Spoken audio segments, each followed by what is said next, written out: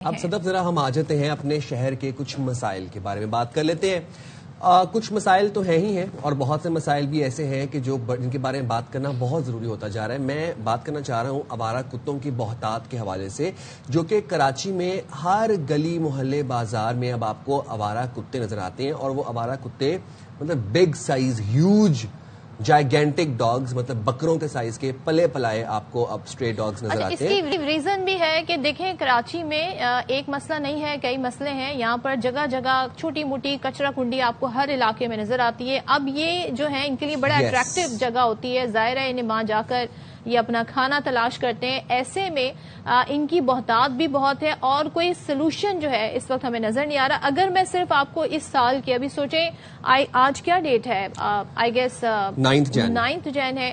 साल के आगाज में ही अगर हम आपको कुछ स्टैट्स बता दें तो खौफनाक हद तक डॉग बाइट केसेस में इजाफा हुआ है। 2026 के इब्तदाई 6 दिनों में, सिर्फ 6 दिनों में 1125 मरीज रिपोर्ट हुए हैं। अब आप इससे अंदाजा लगा लें कि सिचुएशन कितनी ज्यादा गंभीर है।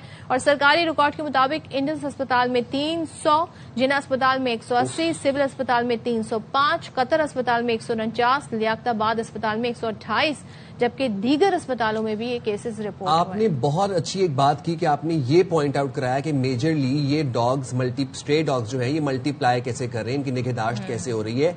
जो कराची में हर गली मोहल्ले में कचरा कुंडियां हैं, वहां से इनको ग़िज़ाइयत मिलती है, वहां से ये अपनी जो है वो नरिशमेंट लेते हैं। और उसके बाद फिर अब ये क्या हो रहा है कि बच्चों पे अटैक कर रहे हैं और उसमें फिर रेबीज के केसेस बहुत बढ़ते चले जा रहे हैं। बुजुर्गों पे अटैक कर रहे हैं, आते जाते शहरियों पर अटैक कर रहे हैं और ये एक बड़ा अलमिया बन गया। ऐसे केसेस रिपोर्ट हो गए हैं। अच्छा, हम ये देख रहे हैं कि अगर हम बात करें सिर्फ कराची की तो गुज़िश्ता साल भी बड़े अस्पतालों में जी 20 अफराद रेबीज के बायस, ज़ाहिर है जो कुत्ते के काटने से फिर रेबीज हो जाती है जिन्हें, उसके बायस अपनी जान से भी हाथ धो। अच्छा, मेयर कराची मुर्जा वहाब ये कहते हैं कि आवारा कुत्तों के सामने हमें वो मुर्जा वहाब साहब कुछ बेबस से दिखाई दे रहे हैं। वो ये कहते हैं कि कुत्तों की जो उनकी नर्टरिंग है उसमें बहुत ज्यादा वक्त लगेगा। अगर कुत्तों को मारते हैं तो 2-4 लोग मिलकर अदालत चले जाते हैं। तो मतलब मुझे समझ नहीं आ रही कि उनके पास फिर हल क्या है इस चीज का। मेयर साहब के पास, और आपको सुनवाते हैं उन्होंने क्या कहा। बार बार कहता हूँ 15-20 अफराद हैं, 25 लोग हैं। वो चाहते हैं कि वो 20-25 लोगों की सोच जो है ना वो 2.5 करोड़ लोगों के ऊपर हावी कर दी जाए। अगर न्यूट्रिंग ही करना है तो उसका इम्पैक्ट आने में टाइम लगेगा। तो फिर ये जो कुत्ते के काटने के वाकयात होते हैं ना, फिर तनकीद ना करें इसके ऊपर। और अगर आपको इमीडिएट रिलीफ चाहिए जैसे ये लोग मांगते हैं तो फिर कलिंग करनी पड़ेगी। प्लानिंग की जब हम बात करते हैं तो प्लानिंग करें और इन 2-4 अफराद जिन्हें आप कह रहे हैं उनके साथ ही कर लें। मुझे याद पड़ता है खुद आसफा भुट्टो साहिबा ने बड़ी इस पर आवाज, बख्तावर साहिबा ने इस पर बड़ी आवाज माजी में उठाई है कि इस तरीके से जो कुत्तों के साथ किया जाता है ये गलत है। इनके लिए एक पॉलिसी होनी चाहिए, ये काम हुकूमत वक्त की है। अब जरा हमारे नुमाइंदे हैं अफजल परवेज, उनसे जान लेते हैं कि जो रोकथाम के लिए बल्दियाती इदारे आखिर कर क्या रहे हैं इस वक्त मौजूदा, as we speak now, policy क्या है। तो अफजल जरा मुझे बताइएगा, इन स्ट्रे डॉग्स के लिए, आवारा कुत्तों के लिए हुकूमत की पॉलिसी एक्चुअली है क्या जो इस वक्त एग्जिस्ट कर रही है? जी बिल्कुल सदफ, पॉलिसी तो बहुत ज्यादा वाज़ेह है, उस पर अमल दरामद होता दिखाई नहीं देता। सबसे अहम बात तो सदफ ये है कि निचली सतह से लेकर ऊपरी सतह तक जो है ये कोऑर्डिनेशन होता है, जिसके बाद बाकायदा तौर पर जो आवारा कुत्ते हैं इनके खिलाफ कार्रवाई के हवाले से जो है मौसर कार्रवाई की जाती थी माजी में, लेकिन अब वो देखने में नहीं आया।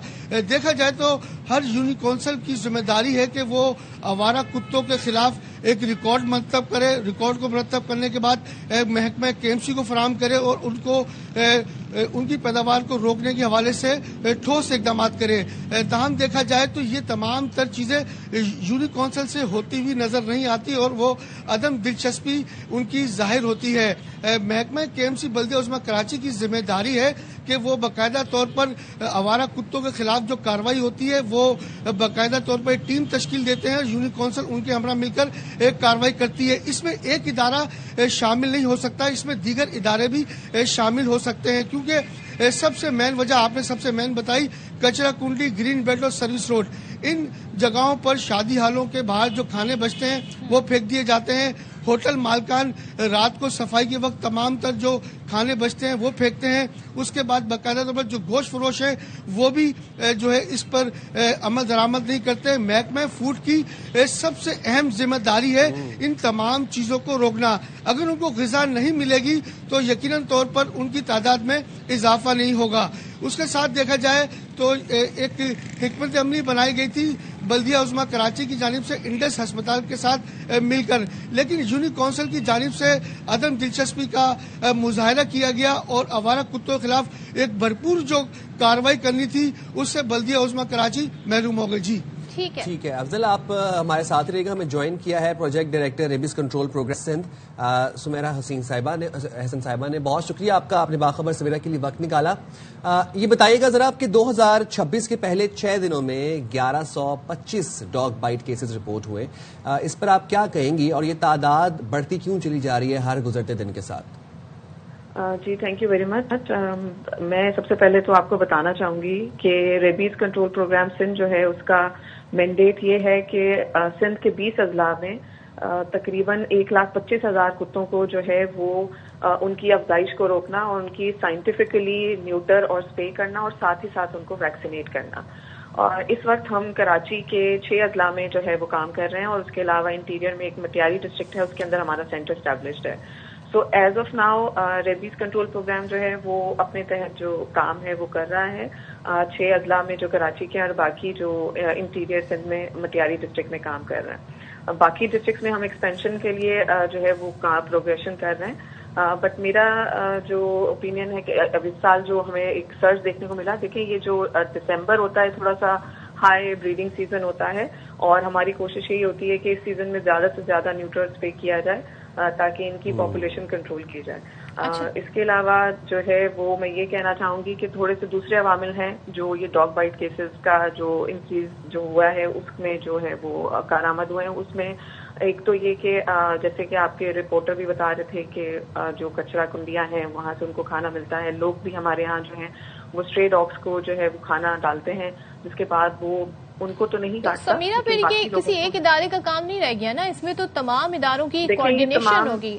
اب مجھے یہ بتائیں کراچی میں گٹر کے ڈھکن نہیں ہے, یہ ایک بڑا مسئلہ بن جاتا ہے, اسٹرے ڈاگ ایک بڑا مسئلہ بن جاتا ہے. اب آپ ذمہ داری ڈال دیں جی محکمہ فوڈ پر, پھر آپ ذمہ داری ڈال دیں ویسٹ مینجمنٹ پر, سب نے مل کر کام کرنا ہوگا تو اس مسئلے کا حل نکلے گا. بالکل ایسے ہی ہے. آپ یونین کاؤنسل لیول تک آپ جائیں, آپ لوکل گورنمنٹ ایکٹ کو اٹھا کے دیکھیں, اس میں باقاعدہ فنکشن ہے یہ لوکل کاؤنسلز کا, یونین کاؤنسلز کا, کہ وہ اپنے تئیں جو ہے وہ اسٹرے ڈاگس کا یا اسٹرے اینیملز کے خلاف جو ہے وہ ایکشن کر سکتی ہیں. آپ شیڈیول 2 سیکشن 25, 28 اور 29 دیکھیں گے تو اس کے اندر کلیئرلی لکھا ہوا ہے کہ بائی لاز بنائے جائیں اور اگر کوئی کتا ریبڈ ہو جاتا ہے یا وہ اس طریقے کا ہو جاتا ہے کہ وہ لوگوں کو بائٹ کر رہا ہے تو اس کے خلاف جو ہے فوری طور پہ ایکشن لیا جا سکتا ہے. ریبیز کنٹرول پروگرام جو ہے وہ سائملٹینیسلی کتوں کی افزائش کو روکنے کے لیے ہے, لیکن ساتھ ساتھ اگر کوئی اس طرح کی چیزیں ہو رہی ہیں جو سوسائٹی کے اندر جو ہے وہ پرابلمس کریٹ کر رہے ہیں تو اس کے لیے جو ہے وہ قانون موجود ہے. بائی لاز آپ لوکل کاؤنسل لیول پہ بنا کے اور اس کے خلاف ایکشن کیا جا سکتا ہے. اور تمام آپ کی بات بالکل ٹھیک ہے کہ تمام اسٹیک ہولڈرز کو اس میں ایک ساتھ جو ہے وہ کام کرنے کی ضرورت ہے. اور ہم نے لاسٹ ایئر یہ بھی دیکھا کہ بہت سے کیسز رپورٹ ہوئے جس میں ان اسٹرے ریبڈ جو ڈاگس تھے انہوں نے ڈینجرسلی بچوں کو بہت وائلنٹلی اٹیک کیا اور بہت سے کیسز رپورٹ ہوئے.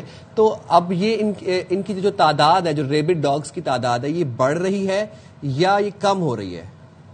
دیکھیں اگر ایک ڈاگ ریبڈ ہو جاتا ہے اور وہ کسی دوسرے ڈاگ کو کاٹتا ہے یا کسی دوسرے اینیمل کو کاٹتا ہے تو وہ بھی الٹیمیٹلی ریبڈ ہو جاتا ہے. تو اس ریبڈ ڈاگ سے چھٹکارا حاصل کرنا وہ زیادہ امپورٹنٹ ہو جاتا ہے بجائے اس کے, کیونکہ ہر اسٹرے ڈاگ ریبڈ نہیں ہوتا ہے.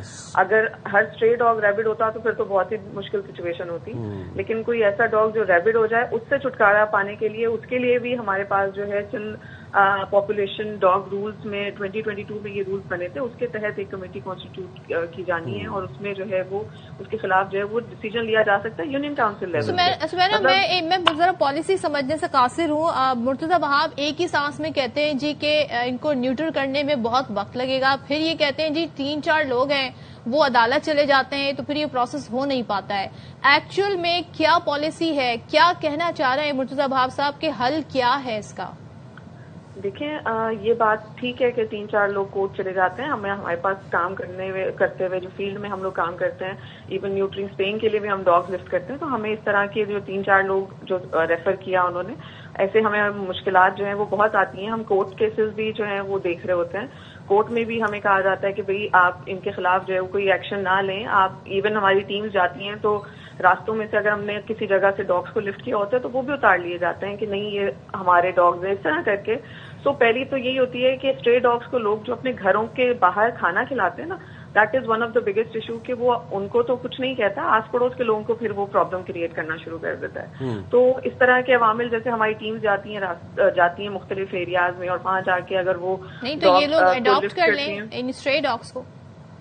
جی اسٹرے ڈاگس کو, تو وہ کہنے کی بات یہ ہے کہ اسٹرے ڈاگس کو آپ کھانا مت ڈالیں. آپ اگر اپنے گھر سے کسی اسٹرے ڈاگ کو کھانا ڈالتے ہیں تو آپ وہ پروٹیکٹیو ہوتا ہے, تو وہ آپ کو کچھ نہیں کہے گا, لیکن آپ کے محلے کے, آپ کے گلی کے باقی لوگوں کے لیے وہ پرابلم کریٹ کرتا ہے. رائٹ. افضل, آپ سے ذرا جاننا چاہوں گا کہ ہم دیکھتے تھے کہ ایک ایکسرسائز ہوتی تھی جس میں جال کے ساتھ ٹیمز آتی تھیں اور وہ ان کتوں کو آبادیوں سے دور غیر آباد علاقوں میں ریلوکیٹ کر دیتی تھیں. اب وہ ہمیں پریکٹس بھی نظر نہیں آتی, کیا وجہ ہے؟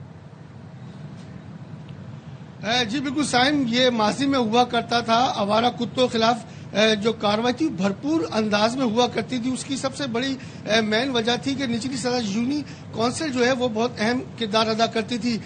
دیکھا جائے تو وقت کے ساتھ ساتھ تقریباً کوئی 25 سال ہو گئے اس تمام تر ریہرسل کو ختم ہوئے. جیسے جیسے وقت بڑھتا چلا گیا آوارہ کتوں کی تعداد میں اضافہ ہوتا گیا, کیونکہ یونی کونسل کی جانب سے کوئی اقدامات دیکھنے میں نہ آتے ہیں, نہ اب ہمیں ماضی میں بھی تو دیکھنے میں آتے ہیں لیکن اب ہمیں دیکھنے میں نہیں آتے.